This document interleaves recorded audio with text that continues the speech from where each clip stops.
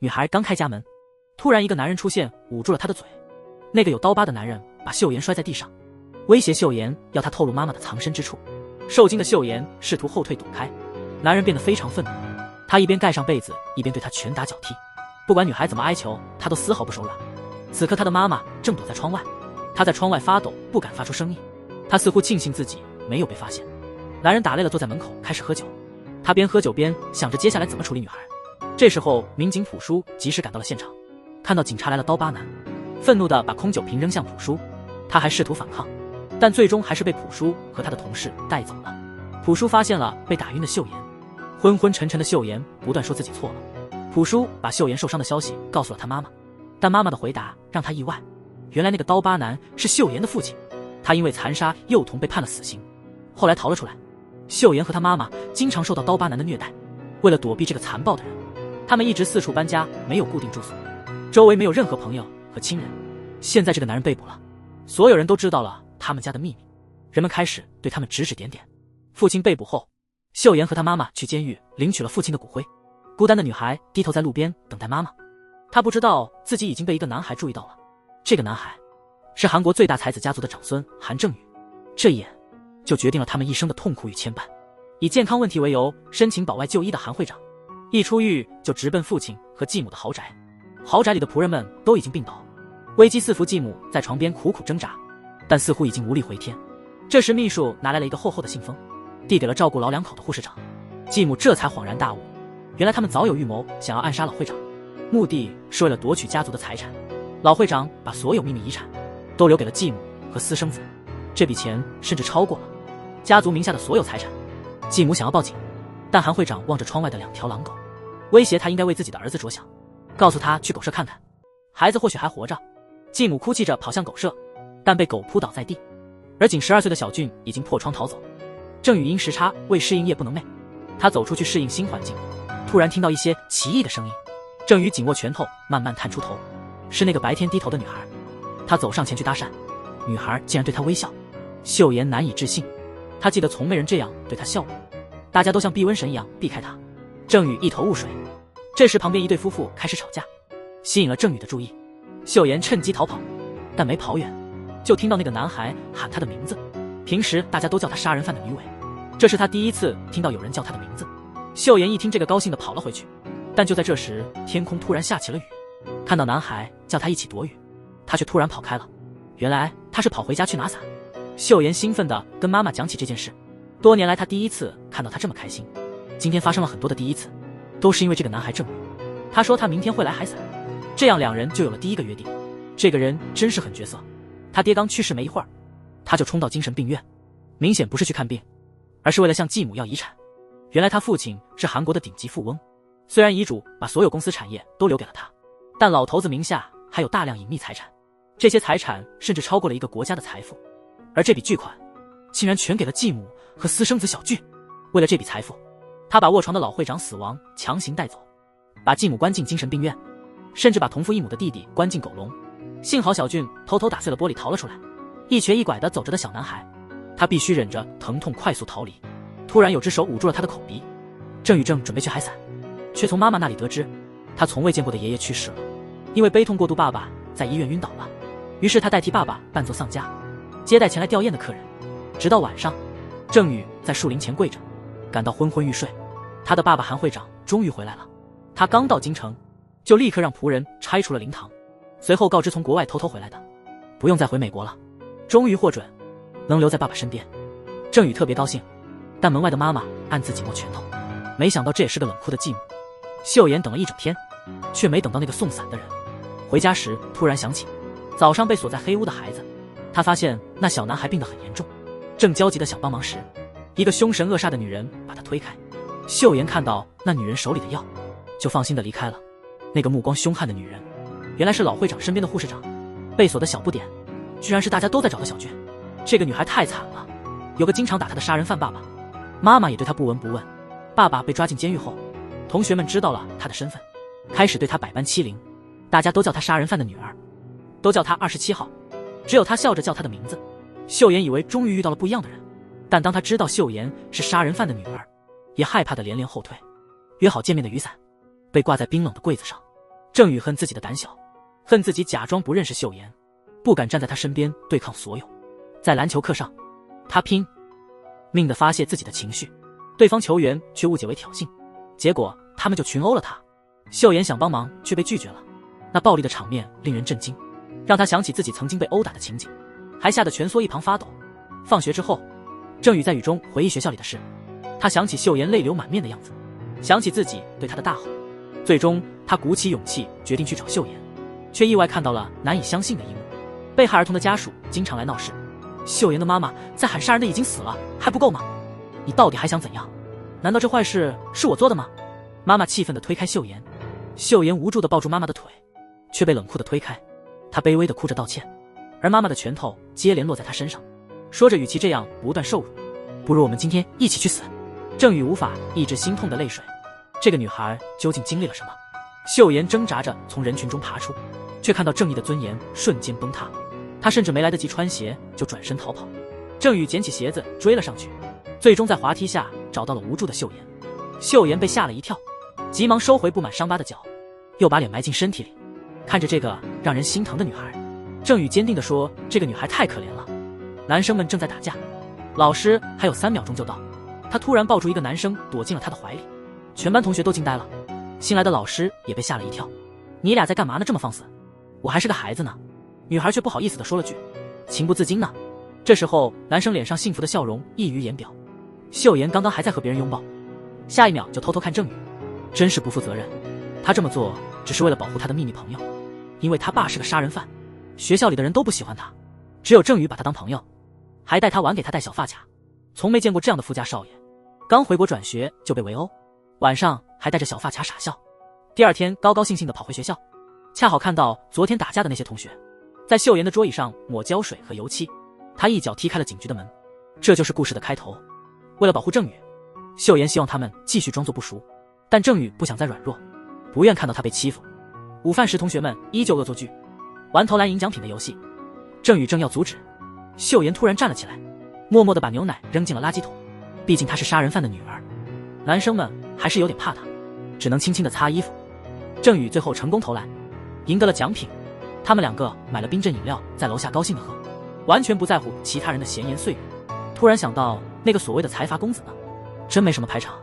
在回家的路上，秀妍还在担心郑宇会被别人笑话，谁知道这小子竟然开始炫耀自己的战利品。突然间一声巨响爆炸了，旁边的房子突然冒出火苗，房子里的人痛苦地喊叫，竟然是那个大家都在找的小洛。注意到护士长表情异常地走进了病房，趁周围人不注意，迅速把一杯黄色液体泼在那女人身上，然后谎称是女人尿床了，示意守卫离开一下。原来护士长并没有背叛，他只是装作头疼。老会长生前留给这女人的是万亿财富，但他和儿子小俊被继子囚禁并追杀，打开财富的钥匙现在重伤的小俊手里。后妈知道护士长暗中把儿子藏起来了，她终于松了一口气。为了救小俊，护士长只好偷偷回别墅取之前藏好的现金。没想到韩会长已经在家等着。当他以为自己被发现时，那男人却出人意料地说，女人如释重负，站在那儿浑身发抖。韩会长下了楼，立刻让手下监视那女人的一举一动。果然老江湖就是狡猾，担心被人发现，护士长不敢去出租屋看小俊。可这孩子心里一直想着要回到妈妈身边，每天都在想办法逃跑。这一天，他看到那个经常在窗口跟他说话的女孩，又经过他家门口，他灵机一动，紧接着一声巨响，玻璃碎片和火光四射，他只能制造危机，让秀妍帮他打开门，才能赶快回到妈妈身边。郑宇让秀妍快去报警，自己则拿起砖头猛击那男子。当邻居们听到声音，纷纷赶来，门终于被打开了。可小不点二话不说，拖着受伤的腿就往外冲。秀妍和郑宇最终把小不点送到了附近的诊所，医生简单处理了一下伤口，让他们立刻联系家长去大医院，因为小孩的腿有可能需要截肢。郑宇焦急地向爸爸求助。电话那头的韩会长听到这声痛苦的叫喊，脸色顿时一紧，目光变得凌厉，立刻派人赶往现场。这时护士长接到房东的电话，也急匆匆赶来，家的所有出口都被会长的人严守，那女人只好跳楼到隔壁逃命。秀妍边说边笑地安慰着床上的妹妹，突然被人推倒，女人二话不说抱起小不点，直接冲出诊所。郑宇在电话里指引赶来的爸爸，女人愤怒地责备小不点，差点连自己也送命。得知刚才的男子是仇人的儿子，原来是自己从未谋面的侄子。小不点努力站起来，铭记了那张仇人的面孔。这个女人实在太奇葩了。她丈夫刚去世，她就拿起行李，带着女儿搬到一个只见过2次的男人家，坚称要一起生活。那男人虽然为难，但还是不好意思拒绝。原来那女人的丈夫就是这位朴警官逮捕了她，结果她被判了故意杀人罪，执行了死刑。但死刑执行后第2天，朴警官发现真正的凶手是别人，那女人却没有怪罪任何人，只是说死去的人已经走了，活着的人还得继续生活。第2天一大早，那女人带着孩子搬来同住。她告诉女儿，以后你爸爸要叫光荣的警察，但这里的生活并不容易。朴叔有个和秀妍同龄的女儿，这个妹妹无法接受爸爸再婚，整天冲秀妍恶言相向。一天，秀妍和郑宇坐在台阶上，聊着诗词歌赋和人生的理想。聊着聊着，不知不觉比起了伤疤。秀妍也认真地看着胸前、小腿、头上，还有更多。秀妍突然慌张地转过头，郑宇在抚摸秀妍脚上的伤疤，安慰这位悲伤的女孩。一切看似都在向好的方向发展。就在第2天，郑宇送秀妍回家，公交车上郑宇侃侃而谈，却没注意到秀妍已经累得睡着了。郑宇兴奋地讲个不停，一吻让她心跳加速，呼吸困难。毫无察觉的秀妍感到很困惑，为什么好朋友突然这么奇怪？到家门口时，郑宇开始修理闪烁的路灯，他离自己非常近。秀妍一时间觉得有些恍惚。10年过去了，这段剧情依然深刻印在我的记忆里。2个孩子在雨中快乐地奔跑，女孩说下雨天会给男孩一个礼物，但他们还没见面，男孩就被绑架了。女孩不顾一切地追着那辆远去的面包车，结果也被绑架了。就在男孩的面前，女孩遭到了侵害，男孩趁绑匪不在，偷偷逃跑了。看着他越走越远，女孩的声音渐渐微弱。那年的第1场雪突然就下了起来。秀妍一直期待着初雪，想要向她心爱的男孩表白，但在初雪那天，她经历苦难后被他抛弃。郑宇只想逃命，他躲东藏西，绑匪一路紧追不舍，不停地追打。郑宇好不容易到了山下，终于找到了一个电话。他打电话求爸爸快来救秀妍，但爸爸只关心他在哪。他急着要报警，还没来得及说地址，就被追上的绑匪发现了。绑匪又开始新一轮的殴打，爸爸带人及时赶到，几下就撂倒了绑匪。郑宇求父亲救救秀妍，但冷血的韩会长怎会关心一个无关的人？他强行带走儿子，然后留人守在仓库，却没去找那个女孩。他们清理了现场，接着纵火销毁所有证据。韩正宇其实从未来过这里，也没有被后妈绑架过，家族的秘密永远不能外泄。此时的秀妍仍在坎坷中寻找她的郑宇，突然一辆车出现在前方，车里坐着她之前在火灾中救过的孩子。原本以为自己终于逃出升天，不想那女人突然开始倒车，让孩子系好安全带。秀妍怎么会知道车里的人正是绑架郑宇的幕后黑手？小孩大声反对，但那女人却猛地踩下油门。男孩被绑架了，女孩不顾一切地去救男孩，结果2人一起被绑。就在男孩面前，这个16岁的少女遭到绑匪的残暴，而那个胆小的男孩趁机逃脱了。他独自一人偷偷逃生，被救的郑宇求父亲救救秀妍，但韩会长怎会管这些无关的人？郑宇回到家，被父亲一巴掌打倒，父亲责怪他报了警。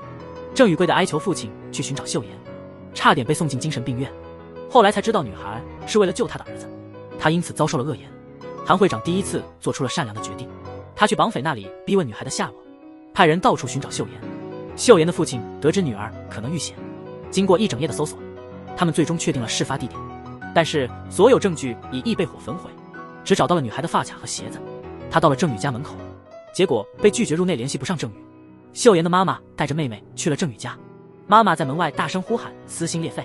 妹妹趁乱溜进了屋内，却发现郑宇带着伤痕蜷缩在墙角。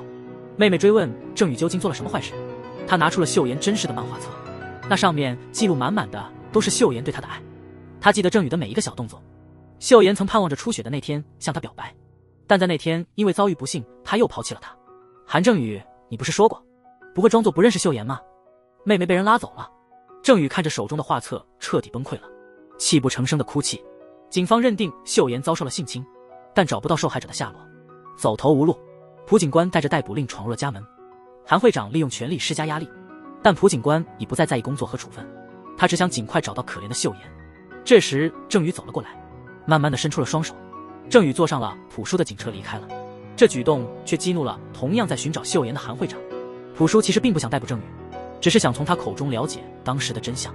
他让郑宇好好养伤，自己一定会找到秀妍。郑宇从朴叔那里得知仓库着火的事，他猜到是父亲为了掩盖一切，于是冲进父亲的书房翻找起来，果然发现了很多不应该看到的东西，还找到了自己在仓库里遗落的手机。这时手机铃声突然响起，这个女孩真是太惨了，为了救男友被绑匪残忍侵害了，竟然趁机一个人逃走了。秀妍逃出升天后给男友打电话，话还没说几句，对方就挂断了。旁边的女人一把把她推倒在地，咒骂着说再不听话就是找死。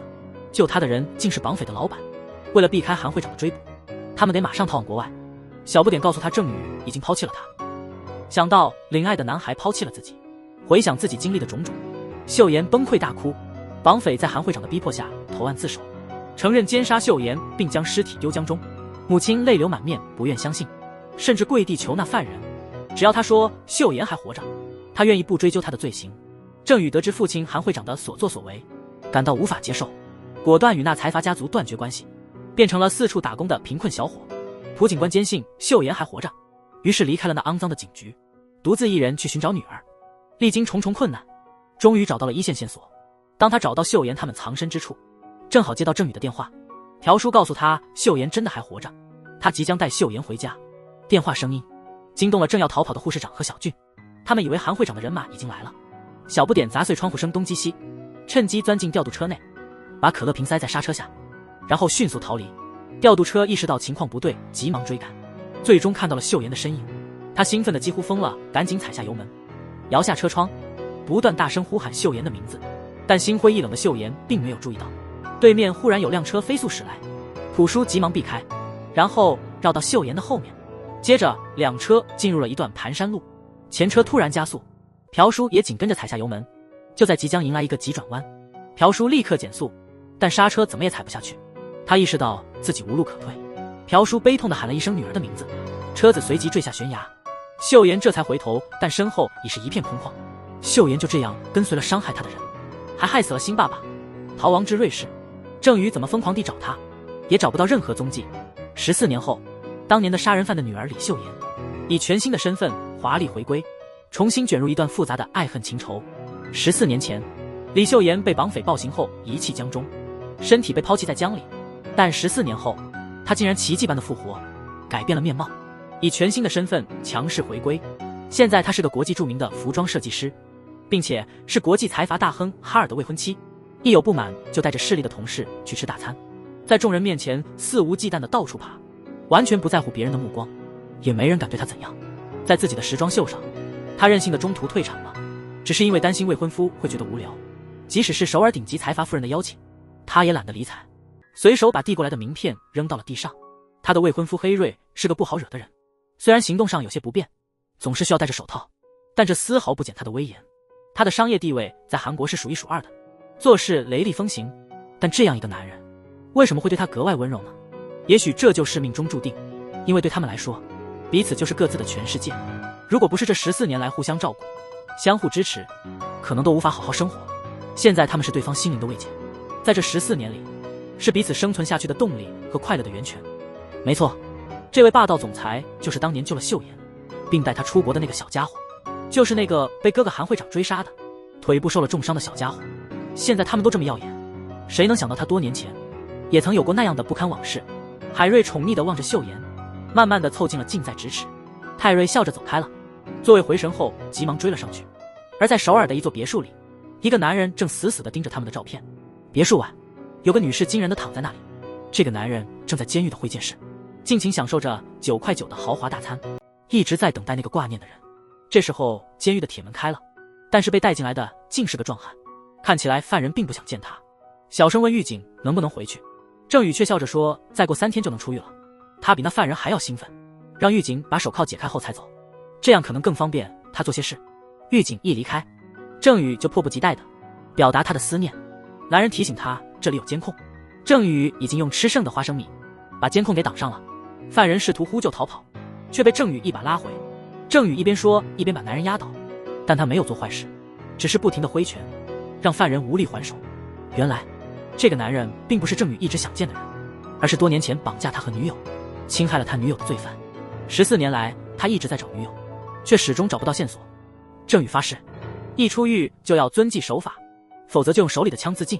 作为一名刑警，他故意对犯人施暴，郑宇被上级严厉批评，幸亏搭档辫子哥及时帮忙。妈妈叫郑宇回家吃饭，催他快点交工资，转头却见到儿子满脸是伤。这时外面突然下起了雨，两人急忙跑去院子收衣服，慌忙中一个夹子掉在了地上。郑宇拾起夹子，神情恍惚。妈妈自然明白原因，她又想起了她的女儿秀妍，她就是李秀妍的妈妈，曾与父亲韩会长断绝关系的郑宇，14年来一直和秀妍妈妈生活。他要照顾秀妍的母亲，并全力寻找秀妍。郑宇把夹子夹在妈妈头上，撒娇似的安慰她。这时已经长大的恩珠突然出现，他在雨中尽情的喝水。爸爸蒲警官在寻找秀妍时牺牲，这3个失去亲人的人竟然组成了一个新家庭，互相安慰陪伴了14年。在台阶旁，秀妍留下的想你自己依旧清晰，思念的痛苦几乎让振宇崩溃。他崩溃的痛哭，14年了，你到底在哪里？振宇并不知道，此时的秀妍已经换了新身份，她刚刚回国，很快他们将因一起命案再次相遇。注意那个蹑手蹑脚、目光闪躲的女人，她裹得严严实实，似乎害怕周围的每一个人。突然一个男人向她走来，女人极度恐慌，不停地躲避。后来得知男人只是个托运行李的工人，她这才松了一口气。她究竟在害怕什么？原来他是一位来自法国的著名服装设计师，他的未婚夫是一位国际财经大亨，在任何国家和城市，他都能凭借自己的实力找到一席之地。他凭借未婚夫的身份和地位，在商界叱咤风云，在政界呼风唤雨，但他对自己的故乡首尔却有着深深的恐惧，以至于14年来一直未曾踏足故土。因为小时候弱小的他曾经被绑架，并遭到残忍的侵犯，他侥幸逃生，后来跟随现在的未婚夫逃亡到法国，在那里改头换面，开始了新生活。就在昨天，一直照顾他们的姨母在回国的第1夜突然意外去世。他重返这个充满噩梦的城市，只是为了送姨母最后一程。他给未婚夫海瑞打了一个电话，但此时海瑞正在和刑警韩正宇一起去认领姨母的遗体。郑宇在安慰这个陌生人海瑞，然后把他送回了别墅。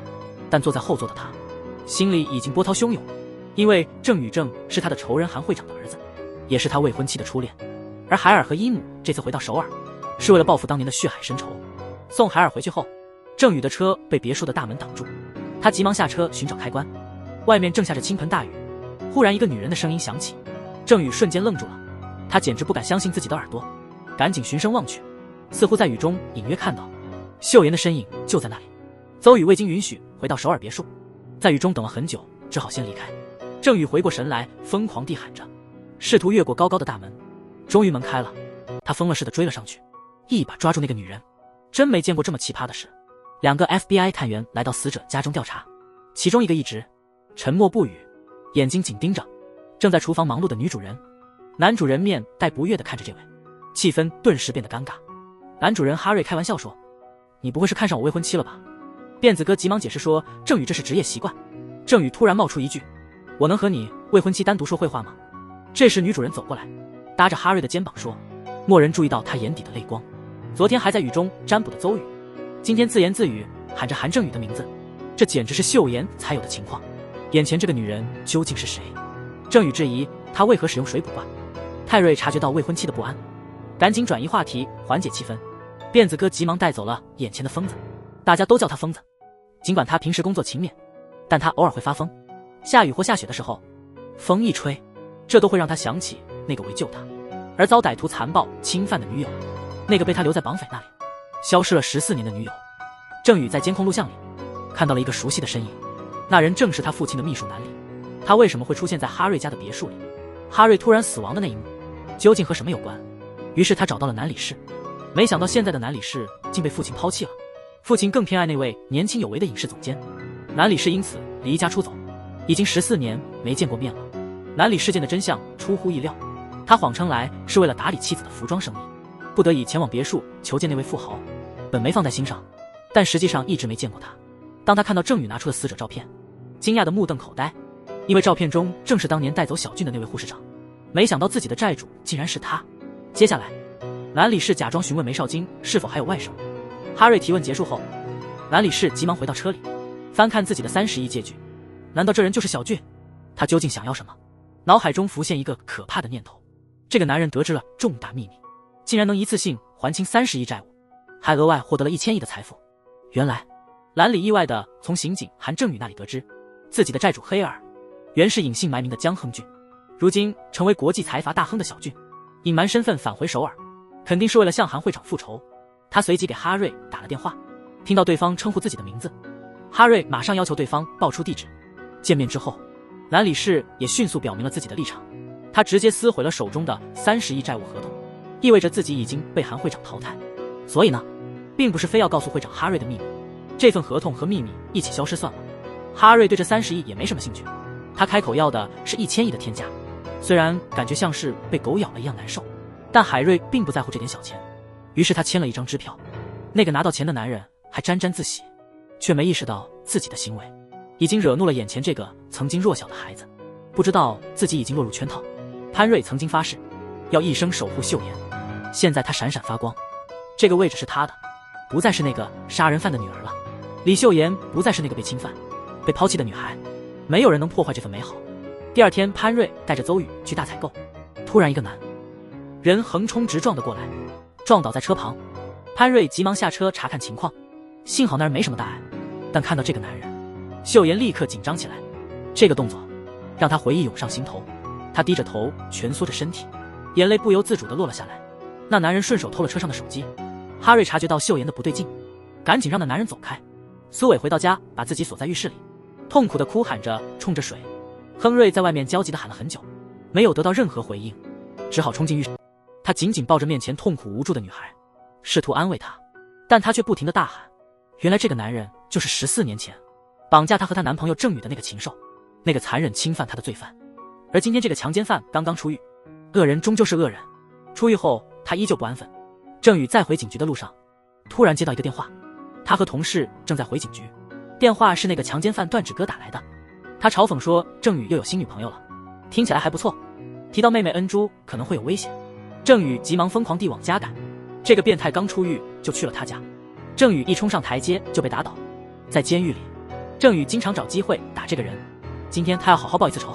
郑宇正想反击，段志哥突然说李秀妍还活着，如果他反击，就永远不会知道秀妍在哪。听到这话，郑宇终于等到了他想听的，急忙跪下向段志哥道歉，求他透露秀妍的下落。无论段志哥怎样残忍地打他，他都不反抗也不躲闪。妹妹恩珠听到声响，跑出来和坏人搏斗，却被狠狠推倒。郑宇躺在地上自言自语。他的同事辫子哥得知情况，立刻赶来，誓言要好好教训这个恶人。但妈妈却愤怒地喊道：你们凭什么要去教训他？应该让他自己起来动手。边说边泪水模糊了眼睛。我不想再见秀妍了，就算他活着回来，我也不想见。能不能不再继续这场争执？死去的人已经离开了，而我们还需要好好的活下去。这话是14年前秀妍的父亲一个杀人犯去世时说的。他说并不是不怀念，也不是不伤心，只是命运对他实在太残酷，他只能默默地接受这一切。郑宇听着妈妈的话，默默地流泪。他想起了那个和秀妍很像的女人，便疯了似的跑到邹毅家，碰巧遇到开车回来的秀姨。他叫她李秀妍，但她没有任何回应。郑宇说，我知道你不是她，但你和我一直在找的那个人太像了。此时他们在别墅外的一切已经被孩子看在眼里，他心中涌起一种奇怪的感情。郑宇恳求他喊出他的名字，让他再次听到梦中无数次的呼喊。郑宇喊郑宇。听完这声呼唤，他决定不再等待，因为找不到秀妍了，但他还想让秀妍的妈妈感到幸福。一遍又一遍，3遍，他故意用陌生的语调。郑宇突然转过身，泪水涌满了眼眶，他用手遮住眼睛，想要用心感受那句呼喊。郑宇最终决定放弃寻找秀妍，没想到却在漱口时听到了和秀妍一样的呼喊。既然是告别，就让一切随风，那我们就请韩警官喝酒去吧。两人便走到了路边摊。孙问他，既然这么喜欢秀妍，为什么还是选择了分手？郑宇解释说，是因为自己走得太快，不管是参加学校比赛还是约会，甚至逃跑的时候也是。孙满是羡慕地问郑宇是不是很帅，真羡慕他的女朋友，无论发生什么都有他在保护。郑宇却只能尴尬地喝酒，心里很是痛苦。孙突然开始诡异地笑，嘴里一直念叨着韩警官。韩正宇的话听起来像是在嘲讽，更多的是在自嘲。回到了别墅， Zoe 约郑宇明天去喝咖啡。郑宇确信这个女人不是秀妍，他便直接拒绝了。没想到 Zoe 竟然说想和郑宇成为秘密朋友。为什么要做秘密朋友呢？这个女人总是说出和秀妍一样的话，好像老天故意派她来折磨人。这时郑宇突然接到了一个电话，是关于强奸犯段志哥的。他急忙赶到了现场。邹宇向哈瑞透露今天见到韩正宇的事，本来若无其事的男人突然摔倒了，邹毅心疼地跑了过去。邹毅很清楚，他告诉哈瑞见郑宇并非因为喜欢，而是想看到他痛苦的样子。那些过去的坏人，他希望他们都死掉。两个受伤的人相互拥抱，给予彼此安慰。警局调查结果显示，段芷歌是因为枪中填充了干冰，导致内脏因低温受损缓慢致死。14年前的奸杀抛尸案当时轰动一时，罪犯刚出狱第2天便遭杀害，这起案件再次引起了社会的强烈反响。第2天一大早，郑宇因为重大嫌疑被专案组开除。保洁的金大妈在安慰郑宇，还承诺帮他收集一些内部消息。这时候邹毅突然来警局找郑宇，恩珠带着妈妈做的饭来，看到这一幕，冷嘲热讽地评价他们两个，误以为恩珠是郑宇的现任女友。离开时他大声说昨天他们一起去喝酒了，他已经把这事告诉海瑞了。这么一句简单的话，既让恩珠极度的发狂，也帮郑宇洗清了昨晚的嫌疑。苏伟按照餐袋上的地图，悄悄去了妈妈工作的餐馆，看着妈妈忙碌而开心的样子，不由自主地感动落泪。电视突然播出了段芷歌和秀妍的案件，妈妈觉得无聊，换成了电视剧，还说恩珠最喜欢看这个电视剧，这让邹毅非常伤心。他心碎地离开了餐馆，但他没看到妈妈流下的眼泪。被开除的郑宇开始独自暗中调查段芷歌的案件，得知段芷歌那天被车轻微撞了，他急忙去查找监控视频，结果发现车主竟是海尔赫邹。看着面对段芷歌恐惧到崩溃的场面，回想那些和秀妍一样的小动作，郑宇突然明白，她就是秀妍。这个女人竟是失踪14年的李秀妍，女友被坏人侵害后消失了14年，如今她又出现了，却成了别人的未婚妻。郑宇立刻找到秀妍，告诉她不想只做秘密朋友，而是想成为她的秘密恋人。他手里拿着那把象征爱情的小黄伞，拉着秀妍去约会了。哈瑞看着这一幕，但因为腿疾突然发作没追上去。秀妍始终不愿透露自己的真实身份，郑宇也只能勉强接受，一边走一边念叨着对秀妍的思念，缅怀着他们共同的童年时光。他带秀妍去了妈妈曾经工作的地方，但秀妍坚持要去高档餐厅，还提议去香港购物。他想让郑宇知难而退，但郑宇却丝毫不退缩。得知哈瑞腿疾复发后，他立刻赶了过去，对哈瑞说自己不想再折磨郑宇，因为觉得最痛苦的其实是自己。第2天，郑宇来到哈瑞家，哈瑞告诉他，自己和 Zoe 小时候出过车祸，自己因此留下了腿疾， Zoe 则因此精神受创，对车祸有心理阴影。郑宇列举了 Zoe 和秀妍的所有相似之处，哈瑞并不生气，还提出可以做 DNA 检测。这时秀妍站出来说，小时候她是被哈瑞救的，是哈瑞紧紧拉住她的手，给了她重生的希望。所以虽然做 DNA 听起来很荒谬，但只要哈瑞提出，他愿意做任何事。秀妍质问郑宇，你真的清楚地记得李秀妍的声音吗？我也会一生记得哈瑞的声音。还在等李秀妍吗？等了这么久还没出现，那就是被抛弃了。是的，当初秀妍就是等了郑宇很久，但他始终没有出现。郑宇却解释说，迟到并不意味着被抛弃，可能对方还在路上努力赶来。警方在调查中发现，案件中使用的干冰是网购的，收件人名字写的是段芷歌，而惊人的是购买人是秀妍的妈妈。她直接承认自己杀了段芷歌，但所有人都知道她不是真正的凶手，他们让她耐心等待真相。郑宇发现段芷歌生前一直在使用秀妍的手机号，还在其他住户的行车记录仪中发现，案发当天邹毅也曾出现在案发现场，而段芷歌最后一次通话是打给了哈瑞的别墅。于是他立即提取现场的指纹，与秀妍的指纹进行对比，结果两者完全吻合。他回想起杀人犯的女儿李秀妍，小时候曾经对他说自己从未杀人，他决定要保护秀妍。郑宇在哈尔的宴会上意外遇到了14年未见的父亲，哈瑞会长正在与韩会长商谈合作，郑宇只能在一旁等待，但时间紧迫，他必须在同事到来之前带走秀妍。秀妍突然情绪崩溃，但他只信任海瑞，无论郑宇如何承诺保护秀妍，他还是一味地呼喊海瑞，他再也不信任韩正宇了。海尔闻声急忙赶到现场，警方也已经到达，无计可施，郑宇只能宣布逮捕。邹毅找了14年的女人，还没来得及相认，就被指控为杀人犯，最终亲手将她逮捕。看着惊慌失措的秀妍，郑宇心里非常痛苦。审讯室里，邹毅开始质问郑宇从一开始的行动，从做秘密情人到向海尔确认情况，都是为了确认他就是李秀妍吗？然后就可以直接逮捕他了。他甚至严厉地说，如果自己真的是秀妍，他会首先杀掉韩正宇。面对这样的误会，郑宇只能选择沉默，因为审讯室里的一切都被录音了。他只对周宇说，如果杀了他，秀妍就能忘记所有不快乐的事，也许这样也好。现在警方只需确认 Sorry 是否为秀妍，那么就可以基本确定这个女人就是罪犯。但指纹对比结果完全不一样。原来郑宇在去派对前就已经暗中修改了档案，法国大使馆还提交了保护书，要求释放 Sorry。 当 Sorry 终于出来时，两人眼含泪水说我们回家吧。郑宇只能转过身默默流泪。妈妈来给郑宇送饭，却目睹了这一幕。秀妍避开了妈妈的目光，但妈妈似乎感觉到了什么。她对辫子哥说，那个女孩子看起来很有钱，怎么可能是杀人犯呢？辫子哥说，那不仅是有钱，是难以形容的富有。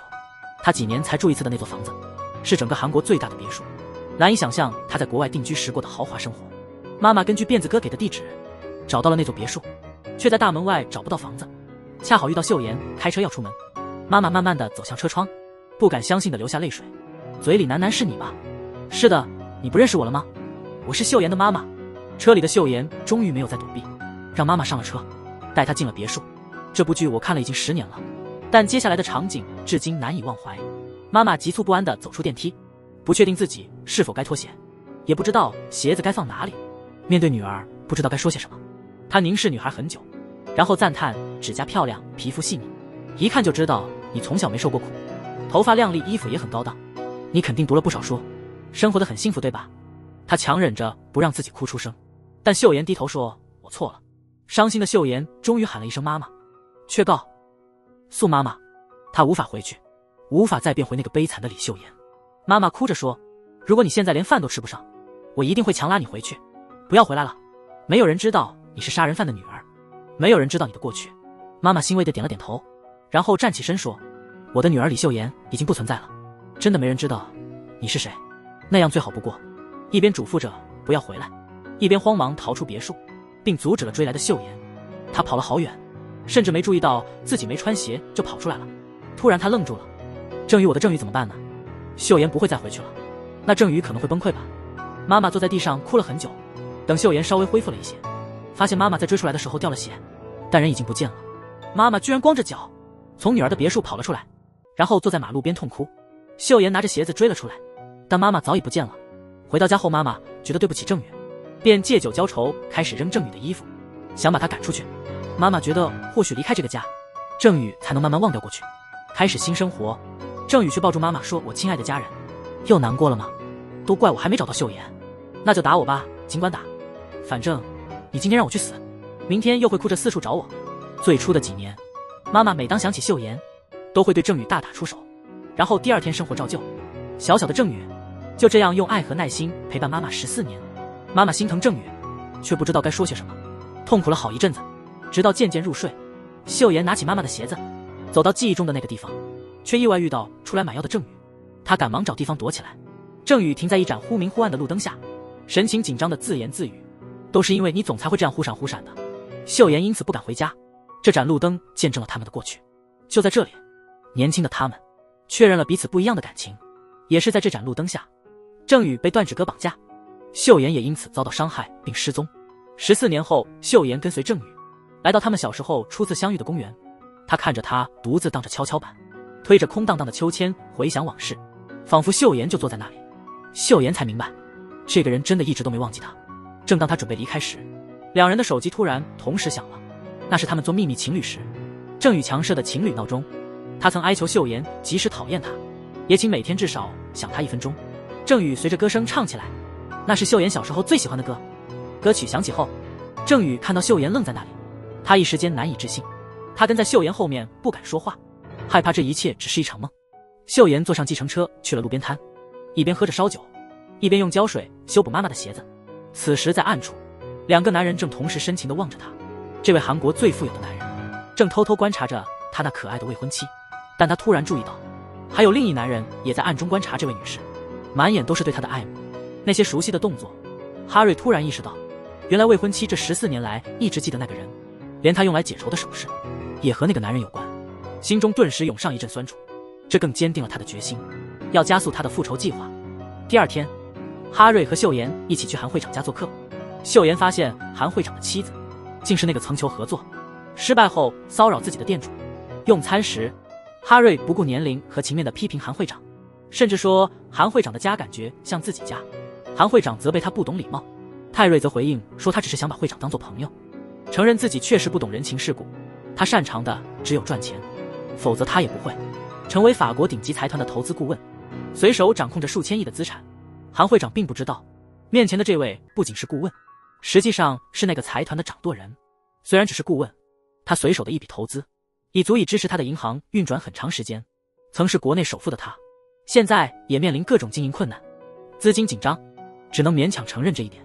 这位比自己小30岁的朋友，书房里，韩会长正与男理事一起合影，他们正在跟哈尔讨论投资事宜。韩会长问他腿怎么了，哈尔回想起那次自救被韩会长的狗咬伤，他反问忘了吗？都是你的恩赐啊！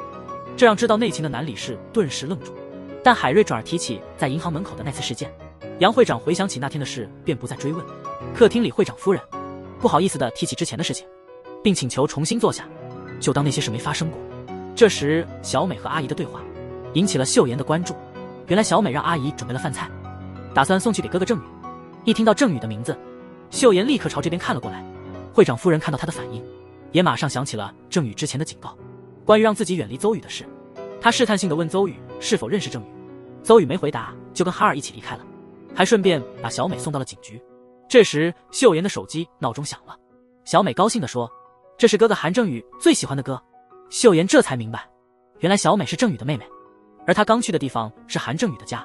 秀妍质问哈瑞为什么这样做，哈瑞第一次严肃地对秀妍说，冷冷地告诉她：“请你记住，现在你是 Zoe， 不是李秀妍。”仇恨让她变得疯狂，平时的温柔只是对 Zoe 一个人，在这个世界上，唯一能让她感到安慰的就是这个女人。她陪伴并治愈了自己整整14年，同样，她也陪伴了自己14年。哈瑞绝不能容忍邹毅的花心，他告诉邹毅不用急着回法国，就留在首尔陪伴自己，直到一切都结束。他要让邹毅亲眼看着自己报仇，狠狠地惩罚那些伤害过他们的人，特别是韩正宇的父亲韩会长。此时，正宇正面临生死危机。这个女孩为了救男友被坏人侵犯，而她的男友却偷偷逃跑了。如果是你，你能原谅这个男人吗？看起来秀妍已经原谅了正宇，因为她开始相信，当初正宇没能及时救她，只是因为他还在路上，相信郑宇这14年来一直在等他。现在那个坏人断指戈玉海，郑宇正在追查真相，秀妍也开始慢慢放下过去。辫子哥拜访秀妍，询问关于那天歹徒案件的细节。郑宇担心，所以打电话嘱咐。电话那头突然传来秀妍的声音，郑宇保证会做到最好，但他还想说，抓到犯人后，你会不会回法国？能不能不要走？最后只说了句，如果我哥欺负你，告诉我，我会帮你教训他。作为设计师的秀妍根据监控确认犯人是一位年纪较大的女性。这时候保洁的金大妈突然出现，她告诉郑宇这样不好。他们在走廊里公开讨论案件，他听了也跟着心慌，然后他们开心地聊了起来。案件又有了新的突破，终于锁定了购买干冰的电脑 IP， 竟然是警局里郑宇的专用电脑，而且是在深夜下的订单。同一晚警局的监控记录也被删了，段指哥家门口的监控只拍到了嫌疑人的秋衣和手套。郑宇急忙去对面店铺查看监控，调出了当晚警局所有人的进出记录。大妈惊讶地质问郑宇：“我的脸怎么会在里面？”郑宇无奈地撒娇说：“完蛋了，看来金大妈今晚是回不了家了，局长很快就要来询问当晚的情况。”金大妈说：“女儿宝拉催她回家做饭了，在她看来，女儿的事情重要得多。”然后开始回忆当晚的所有细节，还提到当晚郑宇帮她包扎了手上的伤。郑宇还没整理清楚，他就急着回家给女儿做饭去了。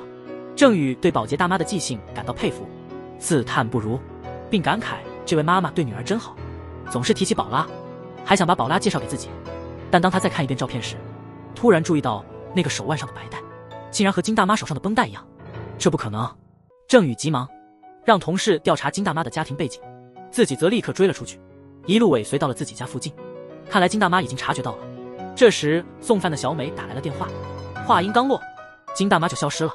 郑宇急忙四处寻找，金大妈突然出现了，惊讶地盯着郑宇。郑宇谎说是来跟踪的，叫他回去做笔录。他说急着给宝拉做饭，于是请郑宇到家里等。金大妈进屋就开始做饭。郑宇在桌下找到一套高中校服，宝拉都20多岁了，为什么还留着儿时的校服？郑宇感到困惑。金大妈让郑宇帮忙拿胶带，要贴一下松动的海报。出于警察的本能，郑宇偷偷拿出手铐，然后缓缓打开抽屉。一卷黑色胶带和红色绳子出现在眼前。郑宇突然想起了段指哥的案件现场，难道真是他？郑宇回头不敢相信地看着金大妈，突然一阵电流声响起，郑宇摔倒在地。这位一直想把郑宇当女婿的金大妈，她到底隐藏着什么秘密？为什么要杀害段芷哥？宝妈回家能不能救下郑宇？郑宇怎么也没想到，人生第2次被绑架，竟然是由这位天天叫嚣要他做女婿的金大妈。警局的同事们一听，得知金大妈是真凶，急得团团转。他们最终定位了郑宇的手机，跟着信号赶到了垃圾场。突然一阵手机铃声打破了寂静，辫子哥一听就认出这是郑宇最喜欢的铃声，大家急忙四处寻找，最后只找到了一部手机。手机屏幕上赫然显示几个红字：我的女儿死了。难道宝拉和郑宇都出事了？辫子哥崩溃的大叫起来。这时郑宇终于苏醒，他试图挣脱绳索。就在这时，金大妈回来了。她对郑宇说：你这么能干，为什么不能再忍几天呢？我本来就快结束这一切了，然后就会悄无声息的消失。韩警官应该没什么遗憾了，毕竟你已经见到了李秀妍，但我的宝拉死了，他再也等不到了。说着，金大妈拿出了准备好的药物。郑宇恳求金大妈，让他最后再听一次秀妍的声音。秀妍接通了电话，郑宇对他说：秀妍，从你家到那个坏掉的路灯有15步，现在那个路灯不闪了，我觉得你应该明白。话音未落，他就晕了过去。秀妍焦急地再次拨打电话，结果对方已经关机。他赶紧拨打郑宇的手机，接电话的竟是他的同事。同事告诉他郑宇出事了。秀妍立刻意识到，坏掉的路灯距离他家正好是280步，郑宇绝对不会记错。那么他提到的那盏不会再亮的路灯，一定标志着郑宇现在的位置。警队立即封锁了附近大范围路段，开始寻找那盏不亮的路灯，最终确定了大致位置，终于找到了他的位置。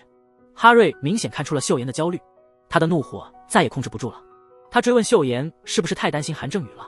秀妍哭着说：不是说他被绑架了吗？你知道绑架会发生多恐怖的事吗？哈瑞心里一软，他理解秀妍心里的伤痕，觉得他这样只是因为太害怕了，于是带着秀妍去找郑宇。他们赶到的时候，郑宇已经被救护车带走。秀妍担忧地目送郑宇离去。潘瑞看着秀妍，感觉心都要碎了。这个女人一次次挑战他的底线，但他总是忍耐给予宽容。秀妍在郑宇病房外犹豫不决，最终鼓起勇气推门而入，却看到刚洗完澡的郑宇衣衫不整。秀妍惊叫一声，转身就跑，却撞到正要进门的辫子哥。辫子哥捂着眼睛连连道歉，问是不是来的不是时候。郑宇急忙穿好衣服，还没来得及解释，辫子哥就抱住了他。秀妍看着2个大男人拥抱，忍不住笑了出来。这是14年来秀妍第一次笑。郑宇瞪大了眼睛，生怕错过任何一秒。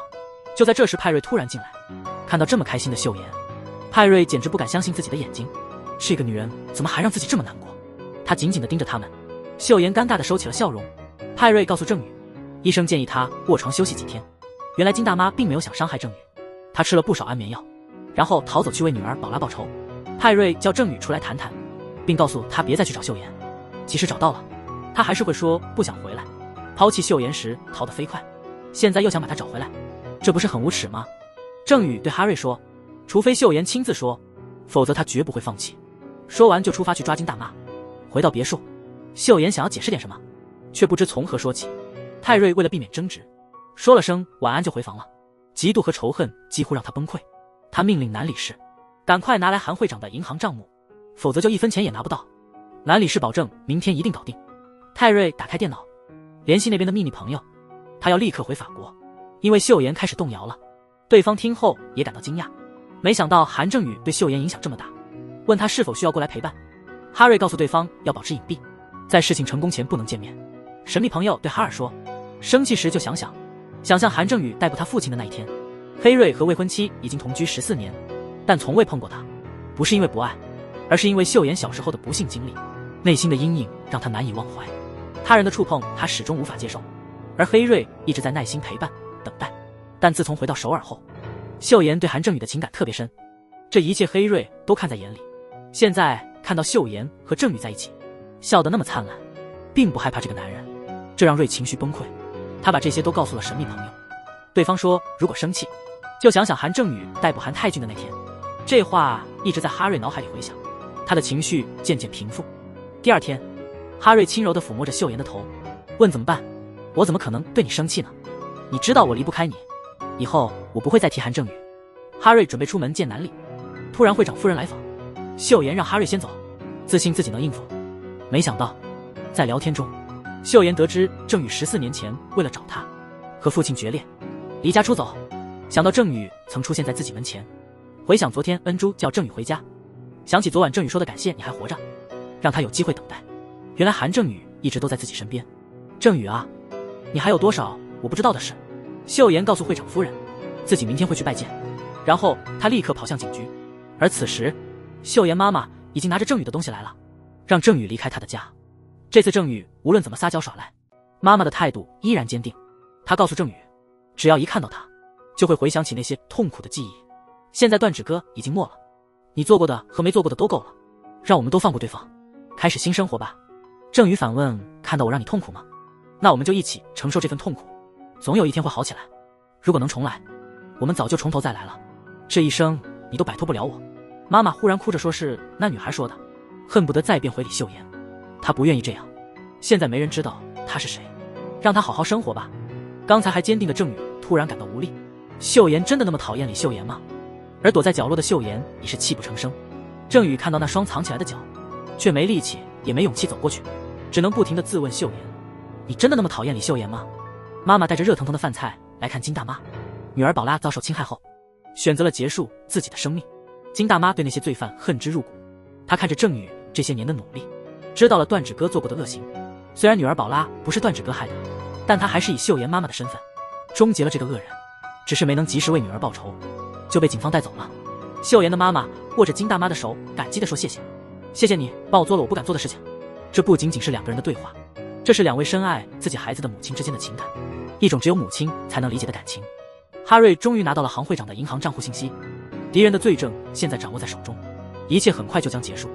哈瑞把一张200亿的支票交给南理事，并告诉他想要安全就赶快出国。没想到南理事却将这善意的警告视为威胁。他质问哈瑞，李秀妍是否还不知道，他身上发生的悲剧都是你妈妈和鹦鹉造成的。这话让泰瑞心头一紧，他警告南理事不要再提李秀妍的秘密，就让这件事如风一般消散吧。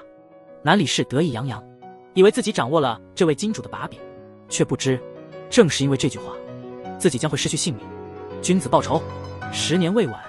这个孩子策划了整整14年的复仇，同父异母的哥哥杀害了他的父母，并在追杀中让他终生残疾。现在他已是国际大亨，回到首尔开始了他的复仇之路。没想到未婚妻竟与初恋重逢，情感撕裂，而那个男人正是他仇人的儿子韩正敏。海尔先是假装要从韩会长的银行提取200亿，这引起了对方的注意。随后他收买了南理事，与韩会长达成了合作意向。老谋深算的韩会长通过非法手段筹集了100亿资金，计划与哈瑞的公司共投南非矿产。结果不仅100亿被南理事卷走，连银行的黑账也被曝光了，交给了哈瑞处理。看着对方逐渐落入陷阱，哈瑞想起妈妈被关在精神病院时，用输液管自制的玩具寄给韩会长签名，写的是江亨剧，告诉他末日即将来临。韩会长看到快递时，意识到那孩子回来复仇了，于是带上得力助手尹世长去精神病院，发现哈瑞的母亲还在世，但因长期被囚禁，已经神志不清。他命人给继母洗漱整理，然后拍照发表在报纸上，匿名发出寻人启事，说此人走失了，试图这样快速引出江亨俊，但没有任何回应。郑宇发现哈瑞姨母的财产原来都是为一个叫江贤珠的女人管理，这女人14年前也曾经住过精神病院，他便去医院调查，院长被韩会长收买，不予配合。郑宇无奈只好先离开，准备去申请搜查令，但刚出门就看到有人从楼上掉下死了。那人竟然是以前和段指哥一起绑架他的江尚哲，他的衣服里还有郑宇一家的合影。郑宇看到楼上的凶手，立刻追了上去，但追到楼顶却一个人都没有。郑宇在楼顶角落发现了一件大衣，怀疑江尚哲是被害后被移到这里。果不其然，尸检显示被害人是溺水死亡后被移动的。第二天，韩会长命令院长删除所有关于江贤的记录，并把相关人员带走。郑宇带着搜查令冲到现场，一头扎进那个房间，结果什么也没找到，只能拍几张照片回警局。秀妍向海瑞保证他会一直陪在他身边。海瑞想吻秀妍，但他又躲开了。海瑞哭笑不得，他追问秀妍，这就是你陪伴我的方式吗？心里还惦记着韩正宇，偷偷跑出去见韩正宇，然后对我避而不见。秀妍想解释，却被海瑞一推撞伤了手臂。秀妍对哈瑞说，这次他会忍耐，但下次可能做不到了。然后他一个人冲出别墅，在街上无意中遇到了郑宇。郑宇想尽办法让秀妍开心，他装作没看见秀妍手臂的淤青，转过头让她可以放心的哭。送秀妍回别墅后，他对她说，如果海瑞对你不好，我随时可以把你带走。秀妍对哈瑞说，他将来会正常与妈妈和郑宇见面，还会帮忙找出谁害死了朴警官。他问哈瑞他们在逃国前都在哪里，因为他当时精神崩溃了，什么都不记得了。哈瑞问他还记得第一次见面的情景吗？那时我只是个每天都在面临死亡威胁的孩子，我的精神状态也很不正常，我只记得你是唯一关心我的人。随着调查逐渐深入，郑宇发现段芷歌和江尚哲遇害时，汉瑞好像都出现在现场，而他的父亲韩会长似乎也牵涉其中。他去了父亲的公司，迎接他的是压抑的影视城氛围，连胎儿也去银行谈生意了。离开后，郑宇坐上了哈瑞的车，开始讨论姨母的案件。这时妹妹小美打来电话，说小姨竟然被爸爸带回家了，而且精神状态很不好。原来韩会长把继母伪装成小姨带回了家里。哈瑞听后非常担心，小美把小姨的照片发给郑宇，郑宇拿手机给秀妍看。哈瑞曾经给秀妍看过妈妈的照片，所以现在绝不能让秀妍看到手机。一时冲动，他用拐杖狠狠地把手机打落。通过一些线索，郑宇开始怀疑哈瑞，俩人之间发生了激烈冲突。秀妍在哈瑞和郑宇之间难以抉择，最后跑出别墅整夜未归。郑宇重返14年未尽的家，推开阻拦他的班，终于见到了小姨，但会长夫人急忙把小姨推回房间。突然一个黑衣人跳窗而入，抢走了小姨手中的编织玩具。郑宇一眼认出这是杀害江尚哲的凶手，他一路追赶，用石头砸伤了黑衣人。尽管挟持了小美，黑衣人还是逃了。转眼他竟出现在哈瑞的别墅，并交出了编织玩具。哈瑞告诉他 Sir 已经离开了，把他带回来，证明刑警发现了父亲的重大秘密，因为坚持彻查真相而失去了工作。黑衣人带着小美逃走了。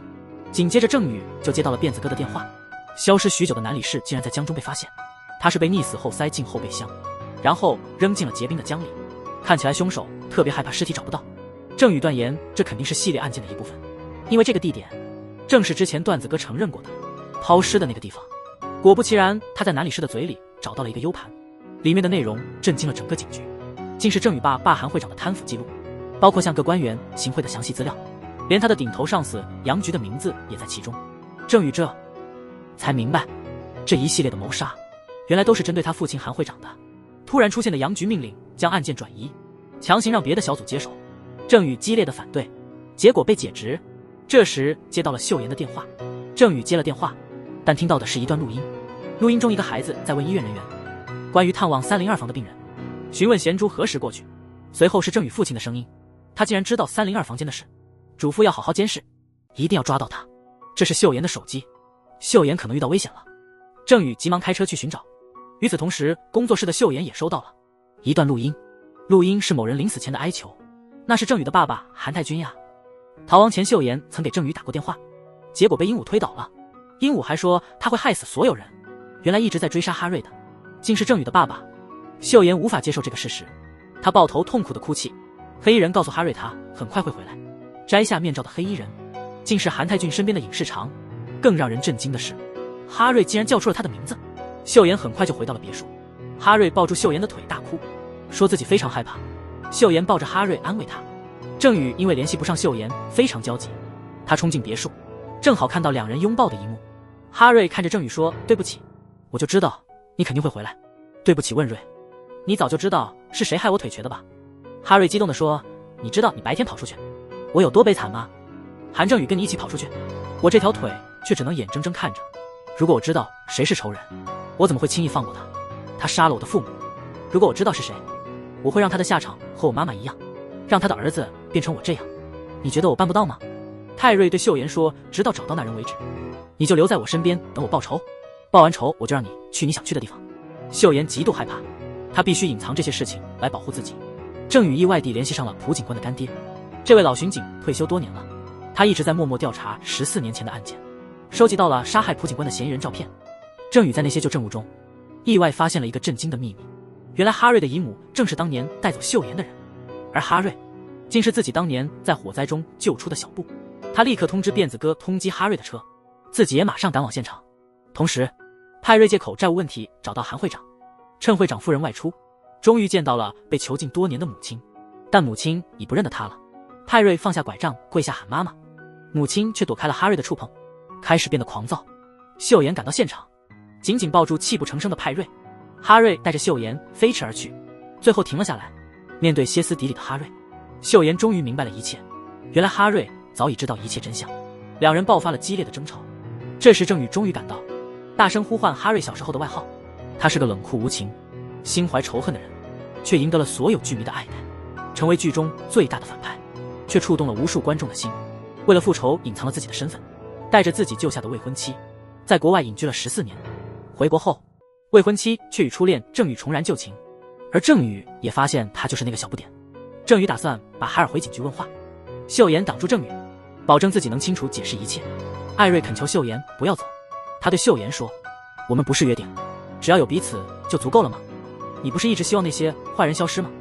是我做的，江尚哲的死是我造成的，我不是已经满足了你的要求了吗？请不要离开我。如果韩太君发现你是李秀，他一定不会放过你。”这话如同晴天霹雳，哈瑞怎么会变得这么可怕？秀妍无法接受这样的现实，一下子晕倒了。郑宇把虚弱的秀妍带回了妈妈家，秀妍终于和家人团聚了，找回了久违的温暖。郑宇试图哄秀妍睡觉，结果自己先睡着了。他梦见秀妍吻了他，惊醒后发现真的发生了。两人愣了一下，马上分开，紧张的喘了口气。郑宇又慢慢靠了过来，关键时刻却又出了岔子，说这边比较暖和，快睡吧，一边提醒自己要冷静，一边骂自己真是个混蛋。秀妍哭笑不得地拍了拍他，却吓得他浑身发抖，连门口的妈妈都看不下去了。这家伙平时满嘴甜言蜜语，现在怎么突然垮了？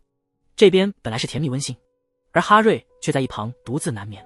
他甚至摔碎了两人的合照，还打碎了妈妈的照片。他怨恨妈妈为了复仇牺牲了秀妍，但实际上他做的一切都是为了保护他最爱的两个女人。又有谁能真正理解他的痛苦和艰难呢？会长夫人实在是想不通，为什么哈瑞会在江贤珠的床前哭得那么伤心。他处理了与哈瑞的所有抵押问题，看着熟睡中的江贤珠，想到郑宇对他百般的照顾，突然一切的谜团都解开了。他们是回来复仇的，这样一来，韩会长肯定要倒大霉了。他对女儿小美说：“我们很快就要离开这里了。”然后他悄悄来到哈瑞家，一开口就直奔主题：“秀妍去见韩正宇了吗？你一定很伤心吧？”哈瑞显得很惊讶，但还是问：“你到底想要什么？”女人说她并不贪心，只要能顺利做生意就好。哈瑞当然愿意帮忙，但他却不知情地问道：“秀妍还不知道吗？是因为你妈妈才发生那事的吧？”哈瑞的表情突然凝固：“你不应该说这些。”秀妍在监控室听到了一切，眼看着哈瑞让会长夫人喝下了红酒。哈瑞说：“曾经的护士长总是想把妈妈的事告诉秀妍，所以送她去度假了。相信很快你们就能见面。”那个护士长不就是喝了红酒后在泳池里死去的鹦鹉吗？秀妍焦急地呼唤小俊：“不要哈瑞！”哈瑞却紧盯着监控室的摄像头，仿佛早已知道有人在暗中观察，一个更大的阴谋正悄然展开。郑宇紧跟着父亲和尹市长的车，一直跟到一个厂房。韩太俊看到墙上的图画，突然明白了一切，原来自己早已落入了对方的陷阱。哈瑞打电话来：“我是不是来晚了？”韩太君刚转身就被尹市长一棒击倒。郑宇冲进屋里救出了父亲，并猛地将尹市长打倒在地。没想到尹市长竟然一点也不反抗，郑宇这才恍然大悟，原来这只是个陷阱，接下来肯定是另一个精心设计的局。一种不祥的预感突然涌上心头。不知过了多久，监控室的门缓缓开启，秀妍颤抖着走了出来，却看到会长夫人倒在血泊中。她刚想报警，突然一阵钢琴声吓得她手机掉了。手机和电脑里，哈瑞正弹奏着秀妍最爱的曲子，慢慢地说未婚夫涉嫌陷害自己，竟是为了将自己留在身边。秀妍无意中走进了秘密监控室，亲眼看到他杀害了自己的初恋情人，还嫁祸于自己。此时警局已经全力出动，正在赶来逮捕李秀妍的路上。原来尹市长故意让自己被郑宇逮捕，然后将所有案件都承认了，声称是受秀妍的指使，为了复仇报那些年受到的凌辱，并且拿出了秀妍和自己交易的录音证据。被及时救治的会长夫人在韩会长的压力下，指证是秀妍造成了自己的伤害。郑宇为了保护秀妍，提前一步到达别墅，带着惊慌失措的秀妍准备逃离。他决定先保护秀妍，再详细调查这一连串事件。警察赶到现场，郑宇拔枪与同事们对峙。他向辫子哥解释录音是被篡改的，这一次他是不再放开秀妍的手。郑宇带着秀妍躲到了辫子哥父亲在乡下的家。秀妍向他透露，14年前郑宇的父亲囚禁了哈瑞的母亲，并且严重伤害了哈瑞的腿，导致他终生残疾。为了自保哈瑞的母亲，雇佣了断指哥来绑架郑宇。这就是后来发生的一切。虽然现在还不清楚海尔和韩泰训之间的具体关系是什么，但14年前他们所做的一切都是有原因的。现在海尔已经不在乎钱，他只想将自己的痛苦加倍返还给郑宇和他的父亲，并通过这种方式逼迫郑宇让秀妍回到自己身边。秀妍最终决定回到警局配合调查，局长也为他安排了取保候审。秀妍与尹市长对峙，但尹市长对他的恨意似乎深入骨髓。看起来秀妍抛弃的不仅是哈瑞，而是他的干爹胡警官。建议安排尹市长与哈瑞见面，竟然发现尹市长会不自觉地模仿哈瑞的动作。那位经验丰富的老刑警向他们透露，这是一种罕见的上下级关系，不探究任何原因，完全不需要理由，只需绝对服从。老刑警拿出了14年前在朴警官的车里找到的可乐罐，并与海尔的指纹对比，结果两者完全吻合。但这个证据 alone 是不足以定罪的。为了不惊动对方，他们只能让他离开。他们立即联系了法国大使馆，调查了海瑞从出生至今的所有信息，结果发现他7岁时被一对法国夫妇收养，并多次遭到严重的家庭暴力，这些都被警方记录下来。这对经常虐待他的父母在一起车祸中双双丧生，事故原因竟然是可乐罐挡住了刹车，导致他们的车在高速上冲下山崖。这件事和朴警官当年的车祸惊人相似，而海瑞多年前的照片也让警方感到非常震惊。原来真正的海瑞竟是江亨俊，是他杀了海瑞的养父母，并将他从那对魔爪中救出。为了报答他，海瑞将自己的身份让给了江亨俊。对他来说，海瑞就是他自己。他对海瑞的命令言听计从。得知母亲被安置在秀妍家后，他偷偷跟了过去，但不敢露面认亲，因为一旦承认自己是江亨，就意味着他将被逮捕。即便母亲住院，他也不敢去探望。直到母亲去世那一天，他终于到了坟前，泪流满面地喊出了一声妈妈。这次来不仅是为了送妈妈最后一程，还有一件更重要的事要做。泰瑞已经让瑞士的律师帮他和妈妈还有秀妍准备了新的身份。既然妈妈走不了了，他必须带着秀妍离开。他把单车停在了郑宇的车前，微笑着看向秀妍。经过1周的等待，法国发来的可乐瓶指纹比对结果终于确定，正是江亨俊本人。会长夫人在女儿小美的劝说下，终于说出了真相，指出海尔江亨俊正是企图杀害他的凶手。这样无论是在中国还是法国，江亨俊都将被通缉，别无退路。郑宇满脸胜利地望着海尔，海尔立刻明白了一切，却没有一点害怕。证据找到了吗？他戴上蓝牙耳机拨通了郑宇的电话。与此同时，无数车辆急速驶来，将郑宇和秀妍围个水泄不通，陷害未婚妻成为连环杀手，还带着一群打手来强抢。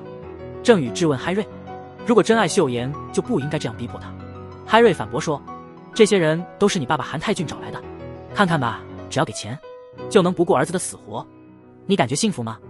看来你很快就要给他戴上手铐了。他对秀妍说，让我们重新开始吧，就像14年前那样。妈妈去世了，我带着留下的钱逃走了。还记得我当年对护士长说的话吗？如果没有你，我哪儿也不去。现在也是。一群黑衣人拿着铁棍猛砸车窗，郑宇只能踩油门试着冲破人群。幸好警察及时赶到，双方爆发了一场混战。郑宇驱车逃到了安全地带，他把秀妍交给了同事，然后又冲回去，却看到哈瑞出现在秀妍面前。秀妍恐惧的尖叫，你到底想做什么？是想杀了我吗？快离我远点。哈瑞眼里全是心痛。郑宇察觉事情不对，急忙跑了回来，但哈瑞被黑衣人带走了。会长夫人向郑宇透露，江亨俊其实是郑宇祖父的幼子，与韩泰俊是同父异母的兄弟。郑宇得知真相后难以置信，他猜想小不点可能会躲在14年前第一次见面的那个小黑屋，于是他撬开门锁进去了，果然发现了新的涂鸦，却被回来的哈瑞反锁在里面。郑宇在房间里问哈瑞，还记得吗？自己曾在这里救他出火海。哈瑞说，这就是为什么我从一开始就想和你成为朋友，但你不该夺走我的 soul。 郑宇对哈瑞说，秀妍给了你很多机会，但你为了复仇，一次又一次把秀妍推到我这里。哈瑞并不想被这些感情用事的话语打动，一瘸一拐的快速逃离。警方得到通报后立刻前来追捕，虽然郑宇拼命喊着不要，但他的同事还是开了枪，子弹击中了哈瑞唯一健康的腿。哈瑞开车逃了出去，独自一人在深夜的海边边哭边笑，回忆着与秀妍的美好时光，那是他一生中唯一的温暖。他花大价钱买了一把手枪，然后告诉韩泰俊钱不是问题，要他立刻想办法把李秀妍带到自己面前。对于资金紧张的银行即将破产的韩泰俊来说，这自然是个好消息。他立即给李秀妍打电话，自称是郑宇的父亲，请求见面。尽管明白韩泰俊可能会将自己交给海尔，但这是找到海尔的唯一方式。秀妍坐上了韩泰俊的车，便衣警察一路紧跟其后，但在一个路口，韩泰俊突然加速冲过，紧接着一辆卡车突然挡住了路口。当警察再次追上时，秀妍已经消失不见。14年前，郑宇的父亲为了钱囚禁了小俊的妈妈，放狗咬伤了小俊，导致他终身残疾。而小俊的妈妈雇佣了绑匪绑架郑敏，意外的伤害了来救郑宇的秀妍。秀妍死里逃生，被一起逃亡的小俊救走。他们一起在法国生活了14年。14年后，小俊化名哈瑞回国复仇，大仇未报，秀妍却因为种种原因与郑宇重归于好，留下了充满仇恨的哈瑞。而郑宇的父亲再次为了钱，把秀妍送到了哈瑞的面前。郑宇提前给秀妍装了个定位器，跟着 GPS 信号找到了14年前那个绑架现场。已经14年了，这个地方已经在他梦中出现无数次，正是这里他当年抛下了秀妍。这件事让他悔恨一生，今天他发誓要保护好她。郑宇推门而入，看到秀妍坐在椅子上发抖，哈瑞用绷带把枪绑在手上，示意郑宇坐下。他问郑宇重新回到这里有何感受，秀妍这才意识到这正是他噩梦开始的地点。哈瑞质问秀妍，你原谅当年把你丢下的韩正宇了吗？还爱他吗？就为了这种人，你打算抛弃我吗？痛苦的记忆突然涌上心头，秀妍哭着不敢看郑宇。郑宇愤怒地问哈瑞，你杀了那些坏人，然后呢？秀妍感觉好些了吗？为了报复你爸爸，你把秀妍弄丢了，现在又想为了报复我，再次伤害他吗？即使不提醒我，我自己也永远无法原谅自己。你还要继续伤害他吗？派瑞突然用枪指着秀妍，祈求秀妍说，那你也原谅我吧，我不想孤单一人，真的很害怕，真的不想再被关进那黑屋子，因为想你我甚至无法呼吸。解救行动启动，警方大规模出动，将仓库完全包围，准备行动。郑宇试图劝哈瑞放下枪，突然一声枪响打断了一切。秀妍尖叫一声，渐渐平静下来。郑宇问哈瑞为什么不直接杀了自己，是因为我们毕竟是亲人吗？我也恨自己有一个像韩泰君那样的父亲，所以你是在同情我吗？泰瑞苦笑说，别开玩笑了，韩正宇一直在挣扎求生，我这20几年都是靠说谎活下来的，你那点小伎俩能骗得了我吗？萨瑞刚刚痛得昏过去时，我做了个梦，梦见我们在法国的时光，虽然你不爱我，我还是感到很幸福，真的很想回到那些日子。秀妍终于开口了，虽然这不是你想要的那种爱情，但我真的一直在爱你，我们始终是彼此唯一的亲人。亨瑞想抚摸秀妍亲手制作的那件东西，却意外发现了狙击枪的瞄准点，他情绪激动地挟持着秀妍，如果我们不能一起离开，那就一起去天堂吧。郑宇用自己的身体挡住了狙击手，含泪说，你觉得自己很悲惨吗？我们谁不是呢？杀了秀妍也无法结束我们的爱，怀念和遗憾只会让一切更加深刻。哈瑞举枪瞄准了郑宇，秀妍却迅速站起来挡在他前面。他对郑宇说，这次让我先走一步等你，小俊我真的很喜欢你，但我和郑宇之间才是真正的爱情。然后他坚定地走向枪口，两人的话深深刺激了哈瑞。哈瑞激动地扣动了扳机，郑宇瞬间挺身护住了秀妍，随即倒地。这次他真的没有抛弃秀妍。秀妍流着泪紧紧抱住郑宇，慌乱中不停呼唤他的名字。尽管哈瑞对着自己举枪，他只希望郑宇能看他一眼，但郑宇却没有任何反应。这3个人此刻感到多么无助与绝望。警察突然冲入仓库，随后响起一声枪响，派瑞痛苦地慢慢倒下。郑宇用自己的身体保护秀妍，而警方的子弹也击中了海瑞。经过长时间急救后，两人终于脱离了生命危险，但都陷入了昏迷。1年后的某一天，秀妍哼唱着郑宇最爱的歌曲，一边整理房间，郑宇突然喊出了他的名字。昏迷中的哈瑞做了一个长梦，梦见自己救了一个满是伤痕的女孩，他们快乐地生活在一起。过了很长很长时间，他告诉女孩永远不要离开他，因为他的腿跑不动了。女孩回答说他又能去哪儿呢？等他醒来变成了个傻瓜，却发现自己失去了所有记忆，变得像个3、5岁的小孩，被安置在疗养院。他的生活将像他妈妈一样，在疗养院的小房间里度过一生，再也不能离开这片小小的世界。郑宇为秀妍重新办理了多年前注销的身份证，然后他们一起去疗养院看望海瑞。秀妍向他展示了他的身份证，郑宇给他一片树叶，海瑞看着树叶显得很开心。郑宇和秀妍离开以后，海瑞手里拿着那条连接着妈妈和秀妍的项链，轻轻摩挲着望向窗外。他伸手仿佛要抓住什么，但手中只抓到了空气，却感觉仿佛真的抓到了些什么。脑海中浮现出许多无法完整的记忆。他伸出手，有人温柔地站在那里，坚定地握住他的手，带给他前所未有的温暖。从疗养院走出来，恰好迎来了这1年的初雪。